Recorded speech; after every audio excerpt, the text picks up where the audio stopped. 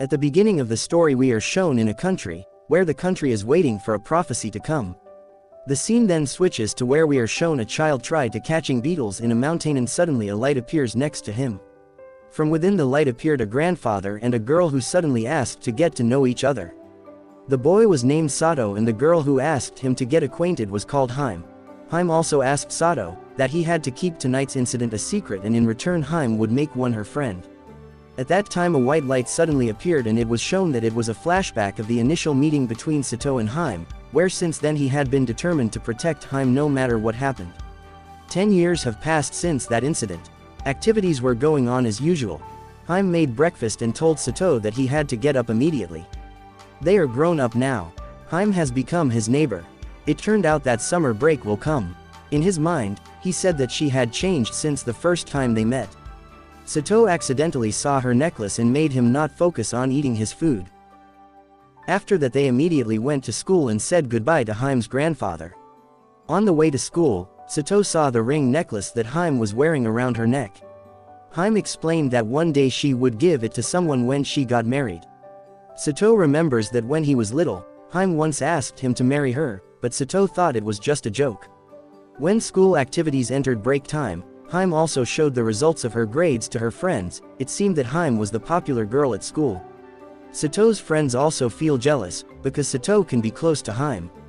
They suggest that Satou should immediately ask Hime on a date, especially since summer vacation is coming soon. Suddenly a message came into Satou's cell phone, which turned out to be Hime asking him to go on a date and meet at the entrance to the festival at 6 p.m. The next scene shows Hime wearing a yukata which makes Satou amazed by her beauty. They enjoyed the atmosphere of the festival together. Hime remembered that when they were little they got lost at a festival. Satou tried to calm her down by holding her hand along the way and since then Satou has been a hero to her. They continued to enjoy the excitement of the festival. When it was time for the fireworks, Satou thought that now was the right time to confess his love, but before he could say anything, suddenly the fireworks started. Hime also felt happy that she could see the fireworks that night with Satou. At that time she also wanted to tell Satou a secret that she couldn't tell until now. Satou starts to feel embarrassed and thinks that Hime also likes him. Suddenly Hime said that tomorrow she would go to a faraway place with her grandfather forever. She also thanked Satou for tonight which made her very happy. Satou, who felt confused, still couldn't say a word. That night, Satou, who couldn't sleep, was still thinking about why Hime had to go and where. Suddenly he saw a light that was exactly the same as what he saw as a child. He rushed towards the light and saw Hime. Hime also explains that she is a princess in another world and is about to get married and now she has to separate from Satou. Still hasn't accepted this fact, Satou rushes after Hime into the light which turns out to be a way to another world. After that in a hall, a wedding ceremony was taking place between Princess Nokanatika and the second prince of the Jasara's kingdom. Satou suddenly appeared in the middle of the wedding. He saw Hime and shouted his name. Suddenly a monster came, attacked and targeted the princess. At that time Satou met Hime's grandfather, who turned out to be a sage named Alabaster. He ordered him to immediately hand over the ring of light to the prince, but unexpectedly Hime chooses Satou and kisses him. Satou, who gets the power of light, immediately uses the sword the prince gave him to cut down the monsters, but he suddenly becomes unconscious. When Satou started to wake up, Hime was beside him. She explained that he had chosen Satou and made him a hero. To be honest, Hime didn't want to marry someone she didn't know. When Satou appeared in front of him, he immediately chose Satou. However, it seems that some people are not happy that Princess Hime chose Satou as King of the Ring instead of Prince Mars. They are worried that this will worsen relations between the two countries. However, Prince Mars also explained that this has nothing to do with his country. Hime's grandfather, who heard this, didn't mind it. He told Satou to immediately meet the people who seemed enthusiastic about the appearance of the new king. Satou, who still doesn't understand the situation here, then shouts that he is the new king of the ring and promises to protect them. Immediately the people became even more enthusiastic. The next scene, Hime feels guilty because Satou has to be involved with her. Satou doesn't mind it. After all, he is Hime's husband and it is his duty to always protect her. Hime was a little disappointed because Satou had chosen her not as a lover but as a close friend. Suddenly the monsters attacked them again, but this time in greater numbers. Satou rushed out with Hime while trying to put on their clothes. The guards felt they were disturbing their intimate time together. Satou was immediately given the power of a light ring, which is the power of light can defeat monsters quickly. Satou still doesn't understand, but one thing is certain. Hime is in danger and he has to do something. The battle started again. Satou was amazed by the power of the Ring of Light. Hime's grandfather explained that it was the strength of the bond between him and Princess Hime that made the ring stronger. But suddenly, an evil aura was felt by the Hime grandfather. He also saw the Abyss Knight, who was now intervening. Satou, who felt confident in his current strength, immediately attacked the Abyss Knight, but he was easily knocked away. Satou was lucky he didn't get seriously injured. Hime's grandfather also told Satou to retreat, because the current enemy was very strong and could use magic to attack. When they started to get cornered, Prince Mars came to help. He had prepared a carriage outside the palace to use to escape, where Hime was waiting for them. Satou was very grateful to Mars for helping him several times. On the way, Hime's grandfather explained that Satou had to immediately awaken the full power of the ring he was wearing by finding the remaining 4.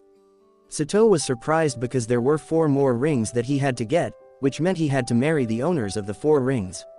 Next they arrived at an inn. Before they moved the next day, Grandpa Hime explained the duties of the King of the Rings, where in ancient times King Abies made the world full of chaos and was subject to his dark power. The King of the Rings created a ring that contained magical powers that had the 5 elements. Those elements are light, fire, water, wind and earth, then used to defeat the King of the Abyss. The ring was given to his 5 wives and taken to each country and has been passed down from generation to generation. Now the King of the Abyss has risen again and his strength is gradually increasing. The task of the King of the Rings is now to collect the remaining 4 rings and use them to defeat and seal the power of the King of the Abyss. While in the room, Hime was shocked to find that Satou's body was covered in wounds. Hime, who felt guilty, ran out crying. Satou rushed to look for Hime. Outside she found Prince Mars. She felt amazed by Satou for having the courage to become King of the Ring for the sake of the person he loves.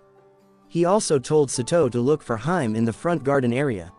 That night Satou finally admitted that he liked Hime more than just an ordinary friend. He also said that he was in this place of his own free will. Hime, who heard that, finally realized that right now as a wife, she would fully support Satou as King Ring. When they returned to the room, they wanted to do it. Hime didn't seem shy anymore and wanted to spend her first night with Satou. Satou, who felt it was time to make love, suddenly realized he didn't want to rush and enjoyed their roles as husband and wife. After that they kissing each other. The next morning, Hime's grandfather felt a little disappointed because nothing happened that night, but he also felt relieved because the bond between the two of them had become stronger. He also explained that their next destination was the Elven Kingdom, Lamka, where the Wind Ring was there and owned by the princess. In the past, Lamka was the center of knowledge from all over the world and was a sacred place. But 50 years ago Lamka was suddenly surrounded by walls of tornadoes. When they wanted to enter the Lamka they were chased by a wild animal which was chasing them. But at that time they heard a voice which helped them to hide from the wild animal. Finally they met the elf tribe. When Satou introduced that he was the King of the Ring, they were immediately taken to their princess's place. When he entered the room, Hime saw someone who turned out to be the elf princess. She asked Satou if he had kissed before. Hearing that, Satou explained that he needed a wind ring to fight King Abies. But before he had time to explain further, the elf princess ran away from Satou. When everyone was confused about the princess's behavior, suddenly an elf came and said that the princess from the Wind Country was like that. He also introduced that his name was Jade Lamka, the first child of the previous king and also Nephritis' older sister, the princess from the Wind Kingdom, who ran away just now. After learning that Satou was the King of the Ring, he immediately ordered the soldiers to arrest him. It turns out that Jade Lamka doesn't agree that Satou and her sister will get married. He also thinks that Satou won't be compatible with her sister. His sister is still childish and still pure. Here we see that Jade is a very overprotective as older brother. He wanted his sister to get married when the time came. In about 80 years, she would be more mature. Satou explained that if he couldn't wait that long. Jade didn't care about any of that. What was on his mind was that her little sister would be safe if she was with him. He also believed that the wind wall outside Lamka city would be able to protect them from demon attacks. 3 days have passed, but there is no sign that Satou will be released from prison. Suddenly there is a woman in front of him. She asks what Satou's real purpose is becoming king. Satou answered that he just wanted to live happily with the person he loves. Hearing that, the woman laughed and said that Satou as king of the ring should be hungry for power and passion, but instead, he chose only one woman to be with him. After that, the woman immediately told Satou to follow her. Here it is explained that Jade Lamka deliberately left the wind wall as a barrier so that none of her citizens would leave the city. After that, the two of them arrived at the Shrine of Wind. In front of Satou there was a statue holding each other's hands and wearing a ring which turned out to be a wind ring known as the Seal of Wind. Nephrites was supposed to inherit the ring, but a tragedy occurred. Suddenly a furball appeared. They rushed to hide, and it turned out to be Nephrites who had come to pray in front of their parents. When Satou listened further to what Nephrites was saying, he was then caught by him. Nephrites, who suddenly saw Satou in front of him, immediately fainted. Luckily Satou immediately caught him. The woman introduced herself as the elder of the elves. Then she told Satou to take Nephrites away while she would take care of the guards. Meanwhile, the situation outside started to panic because Nephrites suddenly disappeared after entering the Wind of Shrine. On the other hand, Nephrites, who had woken up, was shocked to see Satou, who was beside him.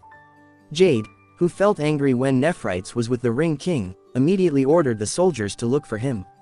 The elder had also tried to explain to Jade that her younger brother had to inherit the destiny of the Ring of Wind, but she was very stubborn and thought that Nephrites only loved her brother. On the other hand, Nephrites, who accidentally stained Satou's clothes, apologized. Slowly she dared to speak and tell about the situation in her kingdom. She was very curious about the world where Satou came from, but again she was very afraid to know the outside world. Moreover, his older brother was very strict towards him. Satou just said that he didn't have any intentions of being the king of the ring.